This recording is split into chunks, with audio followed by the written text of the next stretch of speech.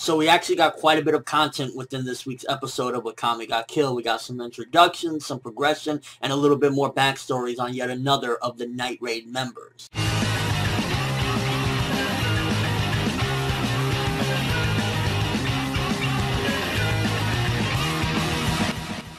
Now, this episode, definitely one of the things that it provided is it made Tatsumi come to terms finally with the death of his two friends, because throughout each and every episode we've been seeing him, he's been struggling with dealing of thinking about this, and in his mind he was really thinking, okay, maybe I can get one of these Tegu and maybe they can revive my friends, and he had this dream of doing that, and his dreams was pretty much unfortunately crushed within this episode. So he definitely had to come to terms with the fact that there's no way that they're coming back, and he has to settle on that, and that's definitely adding to his growth and maturity, because at the end of the day he realizes, you know what, sometimes you just gotta let them go, and if these are assassins, and if everything I've heard about Akame Got Killed is correct, there's gonna be a lot of death to come, and he's gonna have to put up with it. Getting Shelle's backstory within this episode as well, very interesting. It seems like a lot of Night Raid has had some fucked up past, and while that's a cliche for the most part with a lot of anime nowadays, getting her past as well just kind of shows that she's, for the most part, fucked up, but also misunderstood at the same time, because she can be crazy and cruel and shit like that when it comes time to it, but ultimately she's a good person, especially when you see how she was comforting Tatsumi within this episode. She's like, you know, whatever, if you need to cry, just cry on me. And it's unfortunate that sometimes you get misunderstood or people turn their backs on you. Like in this week's episode, you've seen that Shelle's friend in the past, after she saved her, which I fucking hate shit like that. I just went out of my way. I stabbed someone. I became a murderer for you, even though it was classified as self-defense. I became a murderer to save you from your drugged up ex-boyfriend, and you don't want to talk to me ever again because, what, now you think different of me? Fuck you. I hate people like that. I'm sorry. Like, I got a little bit too much into it when I saw that shit. I don't like that. Like, I went out of my way above and beyond. I became something. I opened up something dark inside of myself for you. And yeah, you hightail it out of here. Go fuck yourself. And it's just good getting characterization for each and every one of the Night Raid members. I feel like every episode is really adding to them and making me care for them or understand them at the very least. And it's not just like we have a load of Night Raid and it's like, wait, who's this? Why should I care about this person? You're actually getting some good context to their character, and that's something that I can definitely appreciate, especially from a large cast. And to be honest with you, it's really looking like Akame Got Killed, for the most part, is going to be a contender for me as far as like a series with badass females. Because if you want a series with badass females, you go to a series like Black Lagoon or Claymore. Those are two of the biggest contenders for like some of the most epic females ever, or even like, you know, a Saber from Fate Zero or something like that. But this series is really getting up there, because we see like a lot of the Night Raid aren't to be fucked with, and even if they're calm and everything like Shelle, ultimately they will fuck your shit up. Please give me that Tegu that Tatsumi had. That Tegu was amazing.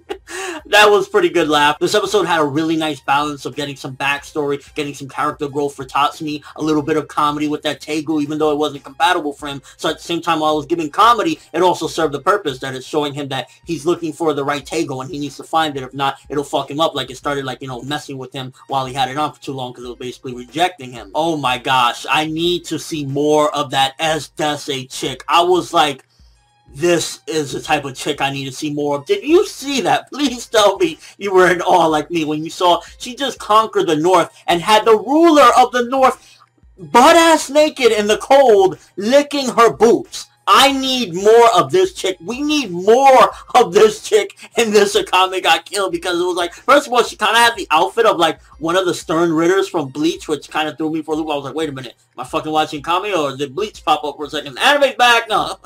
But then like, she's just fucking badass. She had a rape face. It was like, these are the ingredients chosen to make the perfect little badass. And it definitely looked like it was set up, because she's coming down there now. She finished her mission, and she did it with ease, and she looks like she's bored. She's like, can somebody please give me a challenge? This was like, yes, great setup for what seems to be a fucking epic-ass character, and I can't wait to see her do some more. And then in the end, seemed like an interesting setup as well. Again, this episode had a lot of content, but it was done nicely. It wasn't paced too fast, where Tatsumi meets up with one of those generals, and it's kind of somebody that he messed up her past in a way, because he was the one that killed her general, you know, her commander, so to speak. And I was just like, the irony of that. Overall, it was a really good episode. I felt like it just had a lot of different things involved. It wasn't amazing or anything. It mostly was set up progression and a little bit of character growth for certain characters and kind of understanding them. And it's just like, these are the episodes you need so that you can feel for these characters, so later on, when some of what I heard, these crazy deaths happen, you can actually feel them. And just overall, I really like what they're doing with certain aspects. Again, like Tatsumi, little by little, you're seeing him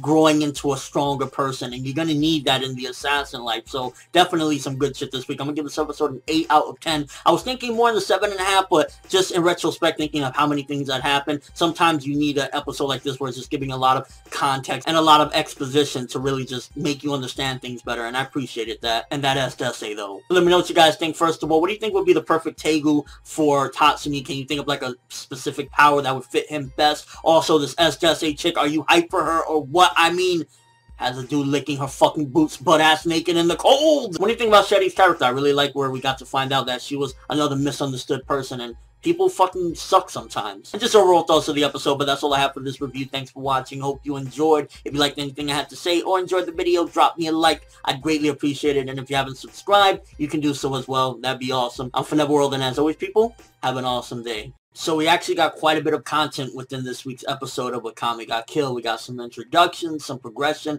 and a little bit more backstories on yet another of the Night Raid members.